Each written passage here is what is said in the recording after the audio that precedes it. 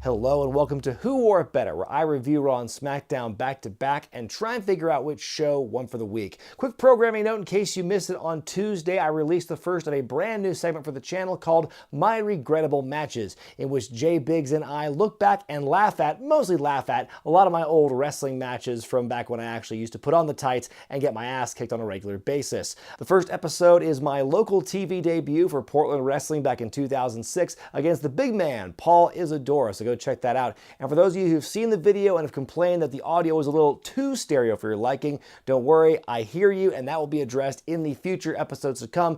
The next one will be in about 2 weeks from Tuesday. So with that out of the way, on with the reviews. Raw opens up with Sasha Banks finally breaking her silence as to why she was on that 4-month hiatus and why she beat Natalya a couple weeks ago. She confirms all the rumors that she threw a temper tantrum and was crying on the floor of the locker room at WrestleMania, and she took her ball and went home. She says that she was upset that she was relegated to being in the Tag Team Championship match while Becky Lynch was getting a paycheck for being in the main event of WrestleMania this year. And so she came back with a plan to attack Natalya to prove that she is the boss of the division. And then Natalya comes out. They has fight. It's a big pull-apart brawl. Papa Finley's got a beard now all of a sudden. It's just massive chaos and hysteria. By the way, They Has Fight t-shirts now available on ProWrestlingTees.com.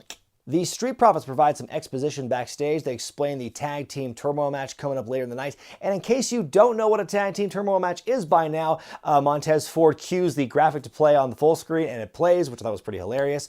Then we go to the first King of the Ring match of the night. It's another first round matchup. And yes, I know I botched last week by calling them quarterfinals. The next round is quarterfinals. My bad, y'all, as Ricochet takes on Drew McIntyre here. Drew calls his shot by posing with the throne and the scepter before the match officially begins, and this match is just absolutely great. Great clash of styles. The speedy, flippy style of Ricochet meshes very well with the big, strong bull that is Drew McIntyre. Ultimately, Ricochet hits a recoil from the second rope and a 630 to win the match and beat Drew McIntyre, advances to the quarterfinals of the King of the Ring tournament. And, I think, my thoughts about it echo. Corey Graves basically nailed it, calling him a bracket buster. And Drew McIntyre was a lot of people's pick to win the entire tournament. And so for him to be eliminated in the first round is very shocking, but I'm not even mad because the match itself to get to this point was so good. A great first match for Raw, and if the matches that we see in this first round are an indication, I think the quarterfinals and beyond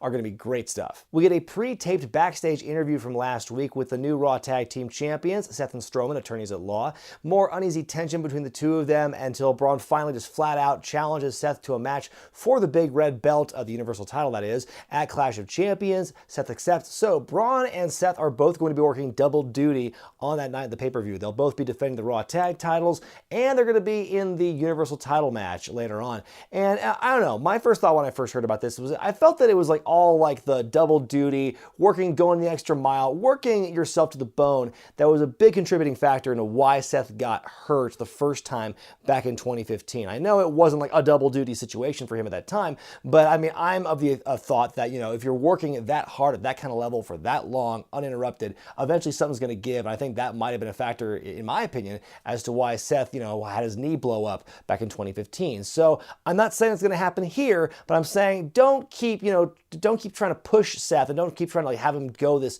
extra mile and these ridiculous lengths to prove he's the best. I think it's a little excessive. Don't work your champion to the bone is all I'm saying. We get our second first round King of the Ring matchup of the night as The Miz takes on Baron Corbin. Obviously, this match does not have the same level of excitement and drama as the Ricochet Drew McIntyre match from earlier, but I will give them credit for a pretty cool finish. Miz goes for a springboard attack. He misses, walks into the ropes, bounces off them, and walks right into the end of days. Pretty cool finish there. Then after the match, Corbin cuts a promo at the King of the Ring throne. The microphone just happens to be there. So we're getting a little bit closer to the possibility of a King Corbin reign.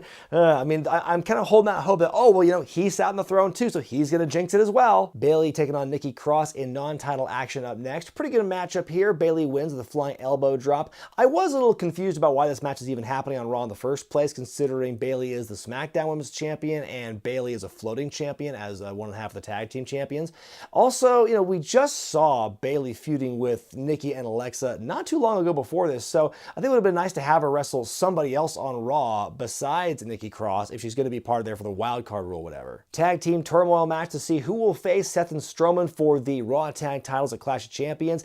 8 fucking teams in this matchup, and it's actually the first time in 2 years on Raw they've done a tag team turmoil match, and all of a sudden the Raw tag division looks really deep. Your first 2 teams are the Viking Raiders and the B team. The B team are eliminated in pretty short order. Then we get the OC out next. The OC and the Viking Raiders is fighting. The referee loses control, and they're both teams are disqualified and removed, which I think is a pretty smart way to save face for both teams. Neither of them has to lose. This is the most competitive thing we've seen the Viking Raiders do ever since being called up to the main roster, so kudos to them. The next 2 teams to come out are the Lucha House Party and the brand new team of Robert Roode and Dolph Ziggler. Normally, I'm the one to come up with the cheesy portmanteaus of hastily slapped together tag teams, but everyone and their mother already beat me to it calling them Rudolph, so I think I'm just going to go with that. Dolph and Robert eliminate the Lucha House Party. The Revival come out next. Great action between both these teams. The Revival are out. Hawkins and Ryder come out next. They're gone in short order, and your final 2 teams are Rudolph and Heavy Machinery. It's a really good final round. Ultimately, Rude beats Tucky to win the match, so this brand new tag team challenges this other brand new tag team for the Raw Tag Team Championships.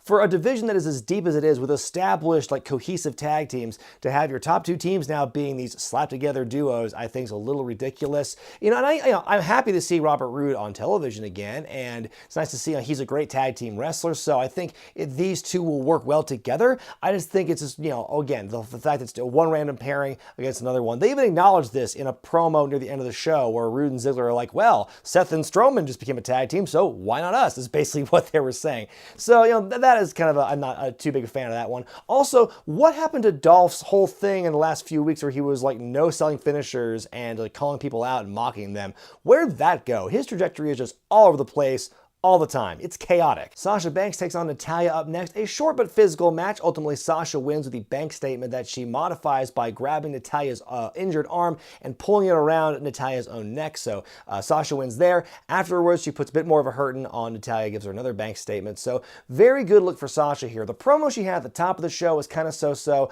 but the brawl with her and Natalya at the end of that segment, followed by this match, I think was a great return for Sasha, showing more of the intensity that she's been bringing the last couple of weeks with her newfound heel turn. And I think, as long as they keep this going, sky's the limit. Up next, Cesaro taking on Cedric Alexander. Yes, please. This was a great athletic match between these 2 guys. Ultimately, Cedric wins with a lumbar check. They're really strapping a rocket to old Cedric, it seems, over the last couple of months. And meanwhile, Cesaro's on his way to Cardiff, Wales to take part in the NXT UK TakeOver show this weekend. Should be interesting. We get a recap of the 24/7 title madness that took place during a Fox Sports event over the weekend, including one of their panelists winning the championship for a hot minute. And then we get that aforementioned Rudolph promo backstage. More Street Profits talky talk. Braun Strowman just materializes. He just has a spawn location, just shows up, just standing there, and he walks by. Where was he there the whole time? What was going on? We then get a recap reminding us that the Firefly Funhouse exists. Then we go to our main event. It's a rematch from last week that ended in a DQ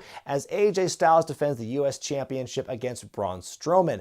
Early on, the referee is taken out after being accidentally hit by Braun. AJ takes Braun to Dick Kick City, but he recovers, hits AJ with a running power slam. There's no referee. Then the rest of the OC shows up, but Braun's got him scouted. He hits Anderson and Gallows with the steel chair. AJ shades Eddie Guerrero. He fakes getting hit by a chair, and as the referee's getting up, says, "I heard you hit him." Well, wait a minute. When has that ever happened? When the referee hears something and then acts on it? That has never happened with referees before. I feel like they always have the weirdest stuff with Braun and wonky refereeing, where it's if you hit this non-legal tag team partner, I'm going to disqualify you, even though I've never done that before in my life. Okay, you're disqualified. And the same thing happens here, where it's I heard you hit someone with a chair, so I'm disqualifying you. So yeah, the match ends in a DQ once again. Braun lays out the club with a chair, stands tall. So 2 weeks in a row, we have this match with 2 non-conclusive endings. Womp womp. Smackdown begins with Roman Reigns backstage saying he wants to save his words toward Daniel Bryan and Rowan for the ring. We then go to the ring to see Kofi Kingston delivering a promo toward Randy Orton saying Orton's crossed the line messing with his family and with his brothers in the New Day, saying he's going to beat him at Clash of Champions.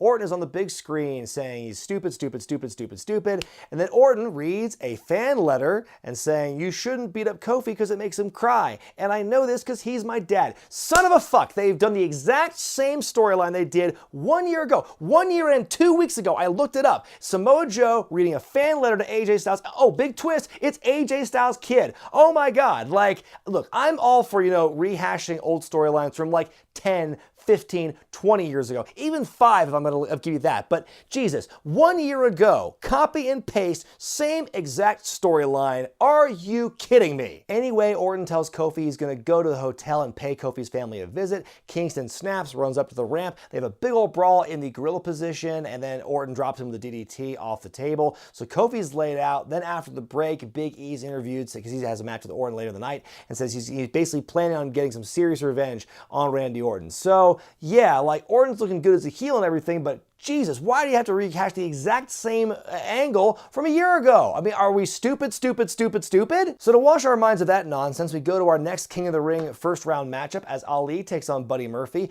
This is a great match as it is on paper and in execution, but to top it all off, the final spot that Ali does is this crazy tilt-a-whirl spot through the ropes into a tornado DDT, then into the 450 splash. Like, my God, that move, I've never seen that done before. That was absolutely insane. So Ali picks up the win, goes on to the next round of the tournament, and that was a big shock to me. I felt that, like, with all the attention that Buddy Murphy's been getting the last few weeks, I figured that the momentum would carry him into that next round. But you know what? I've been surprised with this tournament in a lot of other ways before so far, so why stop now? Backstage, some friendly banter between Ember Moon and Bayley. I didn't realize the height disparity was that great. I feel that Bayley was on an apple crate when she was standing up to Ember Moon.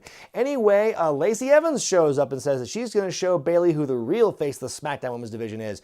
You could have fooled me. I thought you were still on Raw. The Miz enters the ring to cut a promo. I really can't take him seriously when he's got this headband with his eyes on it and he takes off his sunglasses to reveal his real eyes underneath. Nevertheless, he challenges Shinsuke Nakamura to a match for the IC title at Clash of Champions. Sami Zayn interrupts and calls Miz the king of soft style. Miz challenges Sami to a match, or a fight at least, but when he approaches Sami, Shinsuke appears and beats up Miz from behind, just laying into Miz here, and Sami is calling the action on the live mic, laughing his ass off, calling Shinsuke my champion and thank you, Nakamura-san, and all this stuff. And so they have the kill shot basically in the ring. Kinshasa to a prone Miz in the ring, leaving him laying, and he and Sami celebrate. I thought it was a really strong segment. I thought it did a really good job establishing Sami and Shinsuke as more of this really dastardly heelish duo and building more sympathy for the Miz. I think it'd be more shocking and more effective of a moment if he actually were winning some matches, so he shows a little bit of weakness here as opposed to just looking weak all the time. But that's kind of a nitpick. Otherwise, pretty good segment. Backstage, Kevin Owens confronts Elias in Shane McMahon's dressing room, and Elias then says that Shane's not here, so if he's not here, why is the dressing room set up at all? Anyway, when Kevin hears this news that Shane's not there, he perks up and he goes to leave. I wonder what mischief he's gonna weave. Up next, Bayley takes on Lacey Evans. One word: arm drag! I mean, John Cena would blush at the volume of that spot call, and the thing is, that shouldn't even be something you have to call in the ring. It's the first spot they did in the matchup,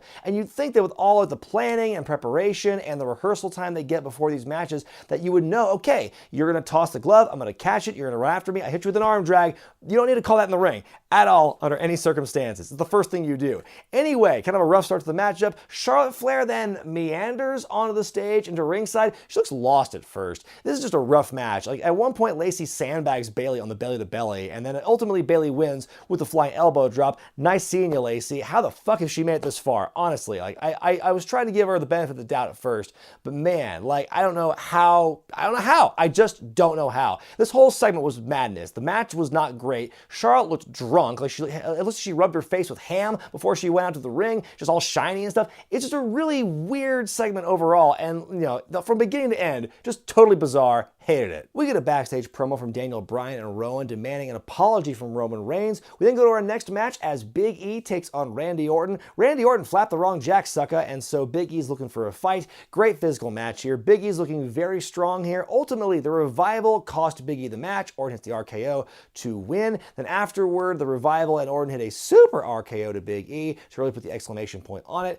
I think that the way they've been building Orton as is just like absolute evil, despicable heel has been great stuff. I wish they did something different besides rehashing the same stuff they did last year, but be that as it may, I think Orton and the Revival, by extension, are doing a good job taking this story and running with it. Backstage, Chad Gable's being interviewed about his upcoming match with Shelton Benjamin, the King of the Ring tournament, asking what do you think about all the short jokes. Chad says at the end of the day, he's going to beat Shelton and Shelton's going to look up at him. Shelton Benjamin shows up and makes fun of Chad's height some more, kind of like looking over him, saying, I'm looking for Chad Gable, like right to his face, and then Shelton Rowan walks off, and Chad doesn't look mad, doesn't look determined, just looks like sad and mopey. Like, why would you stand there and just take that and just look like such a chump? Why would you have him do that? We go to Elias cutting a promo on the King of the Ring throne. He's wearing the crown, holding the scepter and everything. He calls the people of Baton Rouge filthy swamp people, and then all of a sudden Kevin Owens just sneakily peers out from behind the throne. He and Elias have a brawl, go into the ring. Kevin hits a stunner on Elias to end that, and that's pretty much it.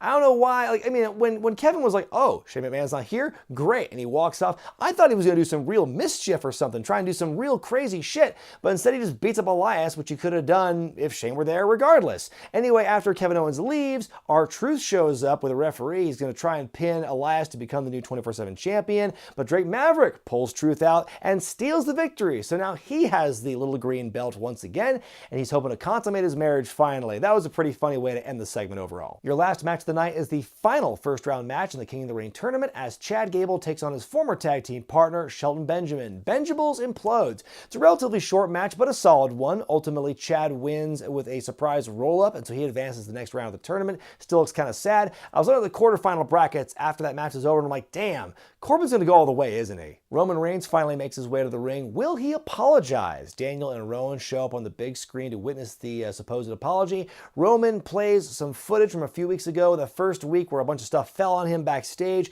We see this angle where one of the things falls on him, and we see Rowan in a hoodie lurking in the shadows, pushing some of the stuff down onto Roman before he walks away. We come back to the live feed, and Daniel is just irate. He's slapping Rowan in the face, calling him a liar. He chases Rowan off. He grabs a live mic and goes, he's pleading with Roman. I had no idea about this. Rowan's a liar. He lied to me. I feel betrayed. I had nothing to do with this. He gets in the ring, immediately gets speared by Roman Reigns to end the show, and that's where we go. The plot thickens. So the question now is, who is the person who is shoving the other side of the stuff? Because we see the angle with Rowan there on one wall, but somebody was pushing something on the other side before him. My money is on Daniel Bryan. I'm sure that'll be revealed in the next week. But I'm just wondering why it took this long to get to this point, though, because we've seen that angle of stuff falling on Roman for weeks now in all those high packages, and only now we see it play through to see Rowan peeking out from behind the curtain. Someone's been able to see that this entire time, and no one just bothered to keep pressing play and watching through to that point. Like, that's really weird. And I know I've been really critical of the last stuff on Smackdown this week,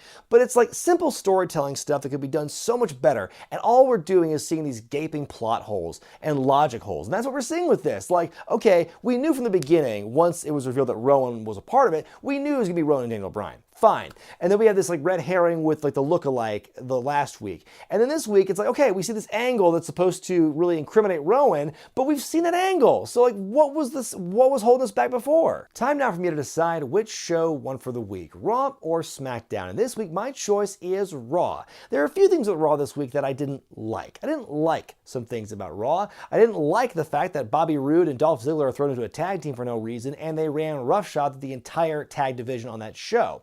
I didn't like the fact that the main event, Strowman versus Styles, is the second week in a row with a DQ finish for that matchup. However, I didn't like those things, but with SmackDown, I hated the copy and paste storytelling they have for the exact same championship almost 1 year to the date. I hated the Bayley versus Lacey Evans match because somehow Lacey is still green as goose shit. I hate the fact that Chad Gable's not being given a chance to show any kind of personality outside of looking like a sad dope, and I hate the fact there's this huge lack of logic in how we finally got to this reveal about Rowan being involved in the attacks on Roman Reigns. Same damn camera angle, what took us so long to get to this point? So yeah, a few things on Raw I didn't like, but I hate a lot of things with SmackDown. A lot of great wrestling across both shows, Bayley versus Lacey Evans excluded, of course, but yeah, I just, I enjoyed Raw more on the whole. Better stuff overall, less things that I hated. But let me know what you thought about Raw and SmackDown this week in the comments section below, and be sure to vote which show you thought was better by going to the iCard in the corner of your screen. I'm Brian Zane, and I'll see you next time.